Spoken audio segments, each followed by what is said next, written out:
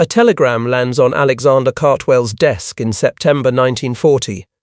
The US Army Air Corps wants the impossible, the most powerful high-altitude interceptor ever conceived, and they want the prototype flying in 8 months.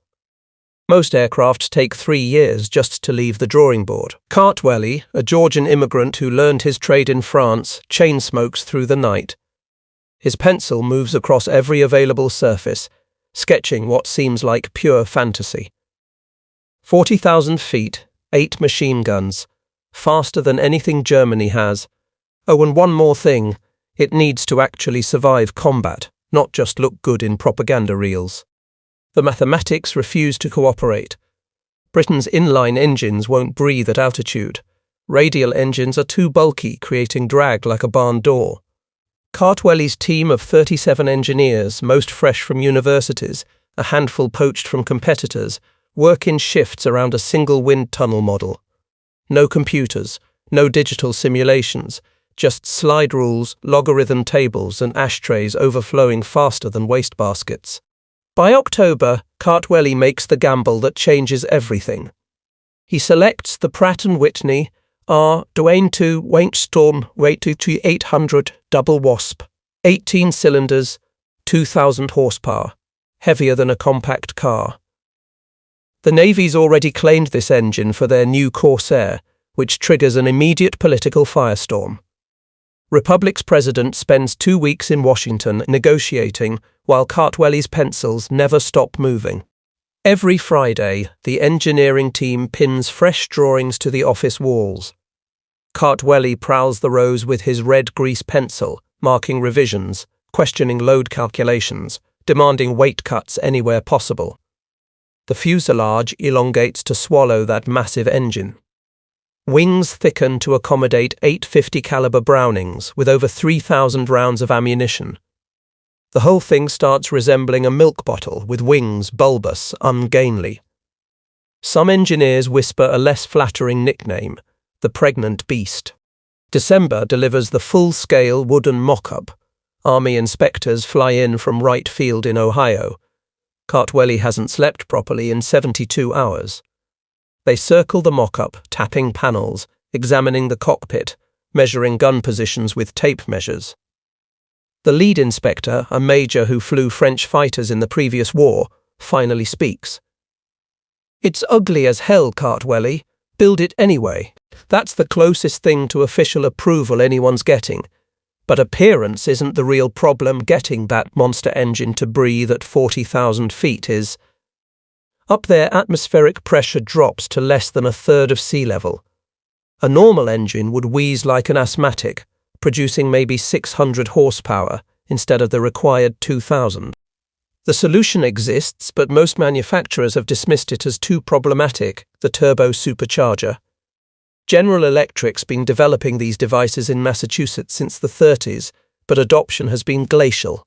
The concept is elegant. Use exhaust gases to spin a turbine that compresses incoming air before it enters the engine. In reality, it means adding a complex mechanical system that operates at temperatures hot enough to glow red, spinning fast enough to explode if bearings fail. Kartveli studies every turbosupercharger failure report he can obtain, and there are plenty. They vibrate themselves to pieces. They melt adjacent components.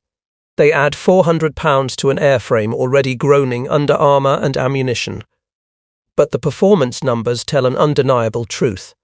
A turbo-supercharged R200 maintains full power above 30,000 feet. That's the difference between escorting bombers into Germany and watching them fly into hell alone. January 1941 brings the biggest spatial puzzle yet. The GE Type B2 turbo-supercharger measures nearly 3 feet in diameter. It needs mounting somewhere in the fuselage with ducting for inlet air and exhaust gases. Kartveli's first instinct, bury it behind the engine, creates a nightmare of twisted metal tubes that bleed energy at every bend. The heat alone could melt the airframe. Then comes the breakthrough. Mount the turbo-supercharger in the rear fuselage, low and centered, with ducting running underneath the cockpit. This creates the P-47's most distinctive feature, that enormous ventral duct intake under the engine, giving the aircraft its characteristic oval cross-section. It looks like someone bolted a fighter plane to an industrial ventilation system. It's not beautiful, but the straight-shot ducting from intake to turbosupercharger minimizes pressure losses. Positioning the heavy supercharger aft helps balance that nose-heavy radial engine. The ducting itself becomes an engineering showcase, seamless aluminum passages wide enough to crawl through. Every joint is welded and stress-tested. The system has to handle airflow velocities exceeding 400 miles per hour, while maintaining integrity during 9G combat maneuvers. One engineer calculates that at maximum power, the turbosupercharger ingests enough air every minute to fill a small house. Testing requires building a non-flying test rig, essentially the front half of a P-47 bolted to concrete in Farmingdale. They run the engine at full throttle for hours, monitoring temperatures, pressures, vibration frequencies. Neighbors 3 blocks away file noise complaints. Kartveli ignores them completely. By March, the turbo-supercharger system works reliably enough to bet an aeroplane on it. But Kartveli has a philosophy that separates him from every other fighter designer in 1941. A dead pilot can't win wars. It sounds obvious, almost stupid. But watch how American fighters get designed in this era. Most engineers obsess over speed, climb, rate, firepower. Survivability ranks somewhere below paint color on the priority list. Kartveli flips that equation entirely. He asks a different question during every design review. What happens when something breaks at 25,000 feet over enemy territory? The fuel system becomes his first laboratory for this obsession. Most fighters use a single fuel tank positioned directly in front of the cockpit. One incendiary round turns it into a flying crematorium. Kartveli mandates self-sealing fuel tanks, multiple cells lined with vulcanized rubber that swells when punctured, automatically plugging holes. The P-47 carries fuel in 7 separate locations. 2 main tanks in the wings. 1 fuselage tank provisions for 4 external drop tanks. Lose 3 tanks to combat damage, you've still got enough fuel to limp home. But self-sealing tanks aren't enough. Republic engineers install a carbon dioxide pressurization system, maintaining slight positive pressure, preventing fuel vapor accumulation that could ignite from tracers. They add cross-feed systems allowing fuel transfer between any tanks, so battle damage to one line doesn't strand usable fuel. By April 1941, the fuel system schematic resembles a Manhattan subway map, with redundant paths everywhere. The hydraulic system receives identical treatment. Primary hydraulics power landing gear, flaps, cowl flaps. Lose hydraulic pressure in a typical fighter, and your gear stays up. You're landing in a field, probably cartwheeling to a fiery stop. The P-47 carries dual independent hydraulic systems with separate reservoirs and pumps. Primary system fails, secondary system deploys everything. Both systems shot out. There's a manual hand pump in the cockpit. It takes 200 strokes and arms like a stevedore, but you can crank the gear down by hand. Flight controls receive triple redundancy. Elevator, aileron and rudder cables run through the fuselage in separated channels with armored bulkheads between them. A 20mm cannon shell that severs one control cable won't touch the backup cables running 3 feet away. Kartveli even designs the control runs so if both primary and secondary cables fail, control surfaces naturally trim to neutral position rather than jamming hard over, which would send the aircraft into an unrecoverable spin.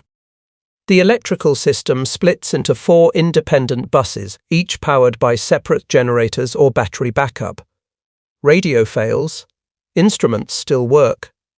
Lose the main generator, battery keeps critical systems alive for 90 minutes.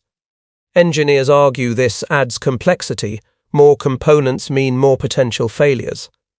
Kartveli's response becomes legendary in the engineering bay. Simple designs make cheap coffins.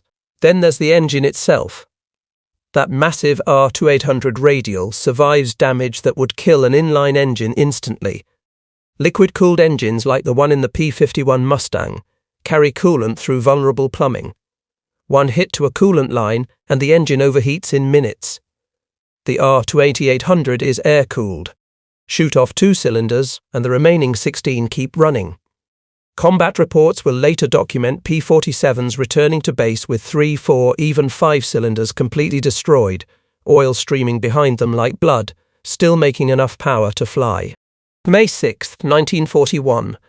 Lowry Brabham straps into the XP-47B prototype at Farmingdale for what's supposed to be a routine 15-minute hawk. Gear up, gear down, check controls, land. Brabham is Republic's chief test pilot, a former Army Air Corps instructor who's flown everything from fabric-covered biplanes to experimental racers. He's seen plenty of first flights go sideways.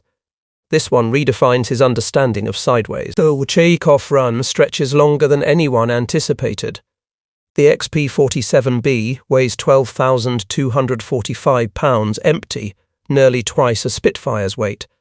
Brabham pushes the throttle to the firewall and the R-2800 bellows, but acceleration feels like dragging an anchor. Runway markings blur past for what seems like forever before the tail finally lifts. At 110 miles per hour, the wheels break ground. Brabham estimates he's used 4,000 feet of runway. Mental note, this thing needs concrete, not grass strips. Initial handling feels solid, heavy, but responsive. Brabham climbs to 15,000 feet, runs through gentle banks, checks stall characteristics. Everything behaves predictably. He pushes higher. At 25,000 feet, he notices a slight vibration in the control stick. Nothing alarming, plenty of prototypes have quirks. He continues to 30,000 feet, the altitude where the turbosupercharger should prove its worth. That's when the Thunderbolt tries to shake itself apart. The vibration escalates from annoying buzz to jackhammer violence in seconds. The control stick blurs in Brabham's hand. The instrument panel becomes unreadable. His vision tunnels as the entire airframe resonates at some nightmarish frequency. Brabham's first thought: the propeller. Maybe a blade is delaminating. He throttles back immediately and drops the nose, descending as fast as he dares without exceeding structural limits. Below 25,000 feet, the shaking diminishes. By 20,000 feet, it's gone completely. Brabham circles for 10 minutes trying different power settings and configurations, mapping the vibration envelope. Every time he climbs above 28,000 feet, the shaking returns. He lands 70 minutes after takeoff, parks the aircraft and delivers the news nobody wants to hear. They've got a serious flutter problem at combat altitude, and nobody knows what's causing it. The engineering team descends on the prototype like surgeons around a gunshot patient. They check propeller balance, engine mounts, control surface rigging, turbo-supercharger alignment. Everything measures within tolerance. Kartveli authorizes a second test flight with telemetry instruments hastily wired throughout the airframe. Brabham goes up again on May 9th. The data recorders confirm what he felt: the entire aft fuselage is experiencing sympathetic vibration above 28,000 feet, concentrated around elevator and rudder attachment points. Wind tunnel tests at New York University pinpoint the culprit. Airflow separation over the canopy creates turbulent vortices that interact with tail surfaces at high altitude, where air density changes. The fabric-covered elevators, a weight-saving measure, are flexing in turbulent airflow, initiating the flutter. It's an aerodynamic phenomenon that didn't appear in original wind tunnel work, because those tests used a simplified tail model. The fix requires fundamental redesign. Republic engineers replace fabric-covered control surfaces with all-metal elevators and rudder, stiffen the rear fuselage structure, modify the canopy contour to reduce turbulence. These changes push the program 2 months behind schedule and add 180 pounds to airframe weight. The Army is screaming for delivery. Kartveli is losing sleep in quantities that would hospitalize normal humans. And they haven't even started fixing the dozens of smaller problems cropping up daily. Wright Field in Dayton, Ohio, is where promising aircraft go to get tortured. The Army Air Corps maintains a test facility that treats prototypes like recruits in boot camp, push them until they break, then figure out if they're worth fixing. August 1941, the first production P-47Bs arrive for evaluation. What happens over the next 6 months determines whether Republic builds thousands of these fighters or gets buried in cancellation penalties. The structural test specimen goes into a hydraulic rig that simulates combat loads. Engineers apply bending forces to the wings equivalent to 9G pullouts, then 10, then 11. They cycle the landing gear thousands of times, slamming it up and down with forces mimicking hard carrier landings even though this is an Air Corps plane. They pressurize and depressurize the cockpit, heat and freeze the airframe, vibrate every component until fasteners work loose. One test fires 50 caliber rounds through the wings at point-blank range to verify ammunition boxes won't explode when hit. The armament tests reveal an embarrassing problem. Those 8 50 caliber Browning M2 machine guns, 4 per wing, generate so much muzzle blast and vibration when fired simultaneously that gun sight camera footage becomes unusable. Pilots can't see what they're shooting at through the blur. Republic engineers add vibration dampers to the gun sight mount and reinforce gun-based structures with additional ribbing. Still not enough. They eventually redesign the gun harmonization so weapons fire in a staggered sequence rather than simultaneously, reducing peak vibration by 40%. Then there's the cockpit heating problem. Nobody anticipated. At 35,000 feet, outside air temperature drops to 50 below zero. Early P-47 pilots report feet going numb, hands losing dexterity, instrument glass fogging. The original heating system routes warm air from the engine compartment, but that air picks up oil vapor and carbon monoxide along the way. Pilots are getting warm and poisoned similarly. Republic retrofits an improved system with heat exchangers and carbon monoxide detectors, but it's a running battle against physics, keeping a pilot comfortable in a thin metal tube at stratospheric altitudes, while the engine a few feet away runs at 900 degrees. Combat modifications accelerate through late 1941 and into 1942.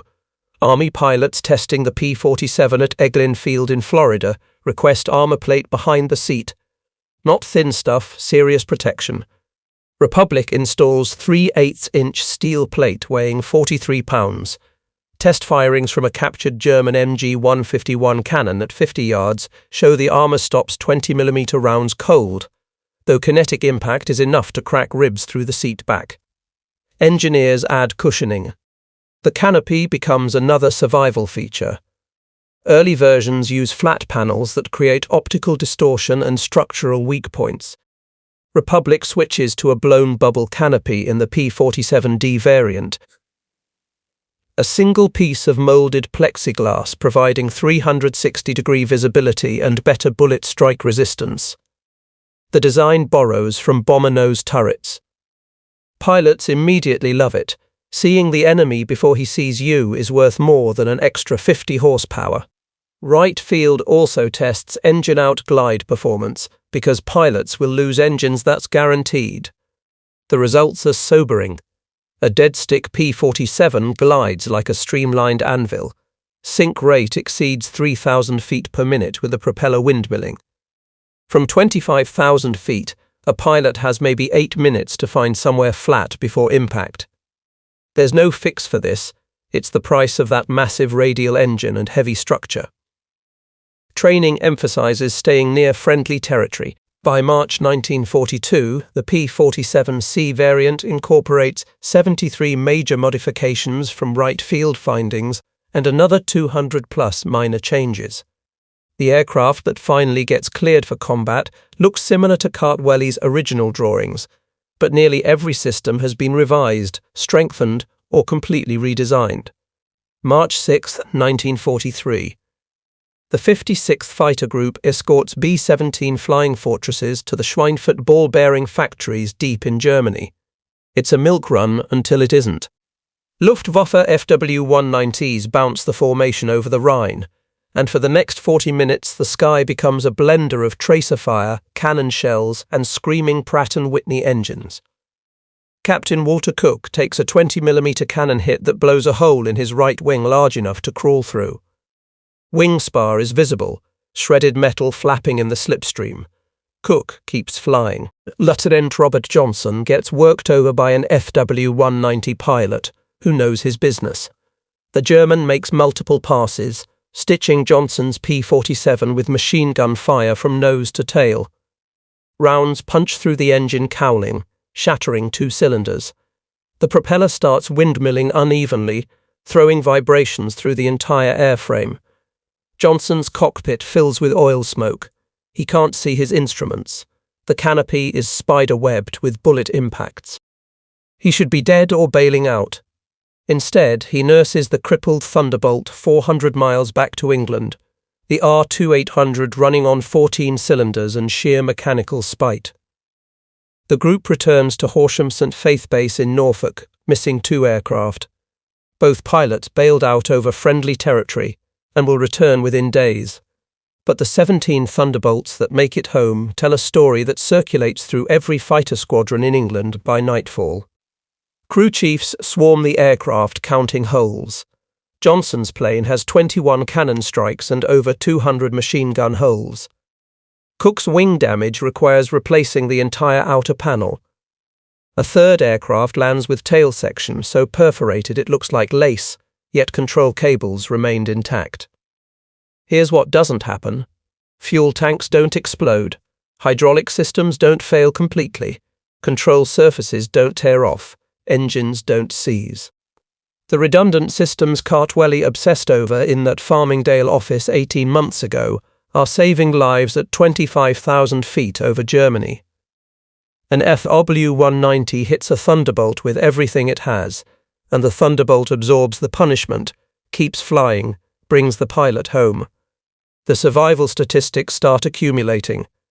Through 1943, the P-47's combat loss rate runs at 1.9% per sortie, meaning 98.1% of Thunderbolts dispatched return to base. Compare that to early P-38 Lightning losses exceeding 4%, or P-39 Airacobra losses approaching 6% in certain theatres. 8th Air Force analysts run the numbers and conclude a pilot flying a P-47 has better survival odds than pilots in any other American fighter, despite operating in the most heavily defended airspace on Earth. There are failures, obviously. The P-47's initial combat radius, barely 230 miles with internal fuel, means it can't escort bombers to Berlin and back. Pilots despise this limitation. They watch B-17s continue east while they turn back at the German border, fuel gauges approaching minimums. The solution comes through external tanks, first 200-gallon pressed paper tanks that disintegrate when dropped, then 108-gallon metal tanks, eventually 150-gallon conformal tanks. By late 1943, P-47s reach any target in Germany. Combat modifications continue at furious pace. Field mechanics add zero-length rocket rails under wings for ground attack work. They mount 2 500-pound bombs on belly hardpoints when missions call for hitting bridges or rail yards. The P-47 transforms from pure fighter to fighter bomber, though purists grumble about hanging all that ordnance on a dogfighter. Kartveli doesn't grumble. He designed those attachment points into the wing structure back in 1940, anticipating exactly this evolution. The Schweinfurt mission validates every extra pound of armor, every redundant system, every overbuilt component critics called excessive. A Thunderbolt might not outturn a Messerschmitt at low altitude, but when the shooting starts, the guy in the P-47 walks away. Republic Aviation's Farmingdale plant in 1942 looks like someone tried to build an aircraft carrier on Long Island and forgot to add water. The factory floor stretches across 1.3 million square feet. You could fit 28 football fields inside with room left over for parking lots. By February 1943, this facility employs 23,000 workers running 3 shifts around the clock. The production line never stops, literally. When shift change happens at midnight, workers hand their rivet guns to the next person mid-task. The assembly process is organized chaos refined into brutal efficiency. Raw aluminum sheets arrive at one end by railcar. 96 hours later, a complete P-47 Thunderbolt taxis out the other end under its own power. Republic breaks aircraft construction into 14 major sub-assemblies built simultaneously. Fuselage sections, wing panels, engine mounts, landing gear, tail assemblies. These converge on the main line like tributaries flowing into a river. The wing assembly area alone employs 2,800 riveters. Each wing contains 8,420 individual rivets driven by hand using pneumatic guns that chatter like machine guns. A single misdriven rivet can compromise structural integrity, so inspectors check every 10th rivet with X-ray equipment. Rejected rivets get drilled out and replaced, adding 30 minutes per mistake. Quality control is fanatical because these wings will pull 11 Gs over Germany, and close enough means dead pilots. The R200 engines arrive from Pratt & Whitney's Hartford plant already test-run and preserved in Cosmoline. Republic technicians pull each engine from its crate, flush the protective grease, mount it to the firewall using 38 bolts torqued to exact specification. The turbosupercharger installation requires another 6 hours.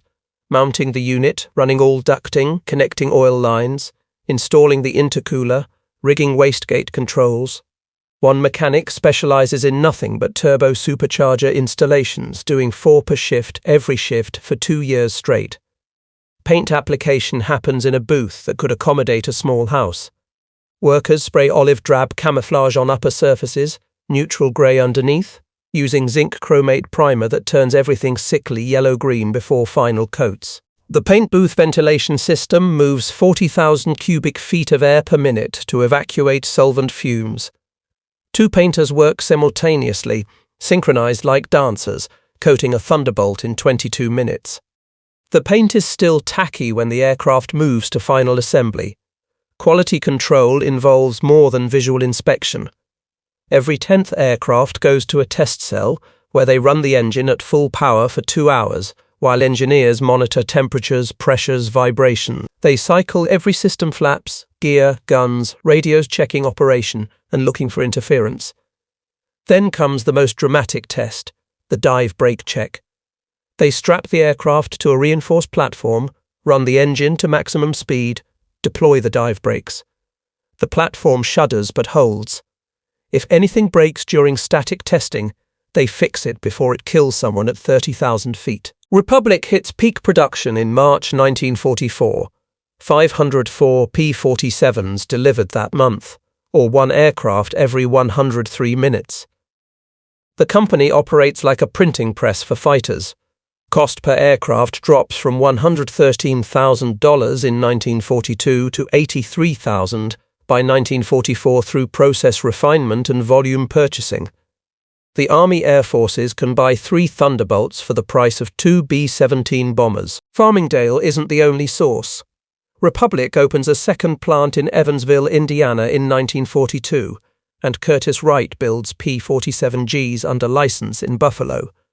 Combined output reaches 1,315 fighters per month by summer 1944. The Evansville plant alone turns out 6,242 Thunderbolts, before war's end, employing 16,000 workers in a city that had 78,000 residents before the war. The entire economy transforms into aircraft production. Final tally, 15,683 P-47. Thunderbolts built between 1941 and 1945. Not prototypes or experimental aircraft, combat-ready fighters delivered to operational squadrons. That's 3,150 aircraft per year, or nearly 11 per day, every single day, for 4 years. The war ends and accountants descend on the numbers like ravens on a battlefield. They want statistics, metrics, cold quantification of what worked and what didn't. The P-47 Thunderbolt's record speaks in a language even bureaucrats understand. 3,522 enemy aircraft destroyed in air-to-air combat, another 3,200 destroyed on the ground during strafing runs. That's nearly 7,000 enemy planes eliminated by one aircraft type. Add 86,000 railway cars destroyed, 9,000 locomotives wrecked, 6,000 armored vehicles knocked out, and you're looking at strategic impact that transcends fighter versus fighter tallies. But here's the number that validates everything Kartveli sacrificed speed and agility to achieve. Of the 15,683 Thunderbolts built, only 3,499 were lost to all causes in combat enemy action, accidents, mechanical failures, everything. That's a 77.7% survival rate for the airframe. More importantly, pilot loss rates run significantly lower because many of those aircraft losses involved pilots successfully bailing out or crash landing and walking away. The exact pilot survival numbers remain classified through 1947, but squadron records suggest over 60% of P-47 pilots shot down over Europe survived as prisoners of war compared to roughly 40% for other fighter types. The weight everyone criticized becomes the aircraft's salvation. An 8-ton fighter absorbs battle damage that would disintegrate lighter designs. There are documented cases of P-47s returning to base with over 400 bullet and cannon holes, entire cylinders blown off the engine, sections of wing missing, tail surfaces shredded to framework. One aircraft landed with 3 feet of wing missing, the entire aileron and outer panel simply gone, because the massive internal structure could handle asymmetric loads that would flip a Spitfire inverted. Kartveli's obsession with redundancy becomes Air Force doctrine. Post-war fighter designs from the F-86 Sabre onward incorporate multiple hydraulic systems, separated control runs, self-sealing fuel tanks, and armored cockpits as standard features rather than afterthoughts.